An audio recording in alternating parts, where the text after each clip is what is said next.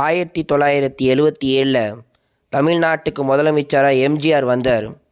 1977லேருந்து 1987 வரைக்கும் அவர் தான் முதலமைச்சர். 1987 அவர் இறந்துட்டார். 4 வருஷம் கழித்து 1991 தமிழ்நாட்டுக்கு முதலமைச்சராக ஜெயலலிதா அம்மா வந்தார். அவங்க ஆட்சி தான் இருந்துச்சு 5 வருஷம். 1991லேருந்து 1996 வரைக்கும். 1991 அப்புறம் தான் அவங்க முதலமைச்சர் ஆனதுக்கப்புறம் தான் அவங்களுக்கும் ரஜினிக்கும் ஒரு மிஸ் அண்டர்ஸ்டாண்டிங் ஆனிச்சு. ஏன்னா இவங்க வீடும் போயஸ் கார்டன், ரஜினிகாந்த் வீடும் போயஸ் கார்டன். இப்படி இவங்க 2 பேரும் அந்த பிரச்சனைனால தான் 1996 ஜெயலலிதாவுக்கு எதிராக ரஜினிகாந்த் பேசினாங்க.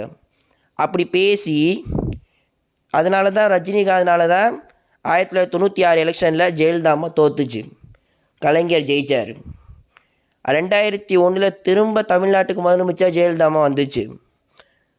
1991 2001 2வது முறையாக தமிழ்நாட்டுக்கு முதலமைச்சர் ஜெயலலிதா அம்மா.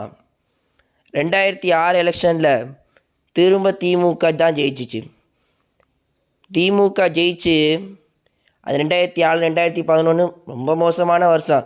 எல்லாரும் திரும்ப அப்போ தான் ரஜ்ஜி என்ன ஆரம்பித்தது எல்லாமே பண்ணதான் 2006 2011 தான். அதுக்கப்புறம் 2011 எலெக்ஷன் தான். 2011 எலெக்ஷனில் தான் விஜயகாந்த் வந்தார் கட்சிக்கு. அவர் ஆரம்பித்து அவர் எதிர்கட்சி.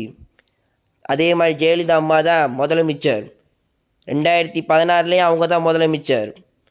அவங்க அப்புறம் இறந்ததுக்கப்புறம் ஒரு 4 வருஷம் முதலமைச்சராக எடப்பாடி பழனிசாமி இருந்தார். அது 4 வருஷமும் ஏதோ கொஞ்சம் நல்லதும் பண்ணார். விஜய்க்கும் கொஞ்சம் நல்லது பண்ணார். தளபதியோட மெர்சல் படத்துக்கு ஒரு பிரச்சனை வந்துச்சு, அப்புறம் அது சால்வ் பண்ணார். 2021 எலெக்ஷனில் திமுக ஜெயிச்சிச்சு, தமிழ்நாடே போச்சு. இப்போ 2026 எலெக்ஷனில் தளபதி தாங்க முதலமைச்சர்.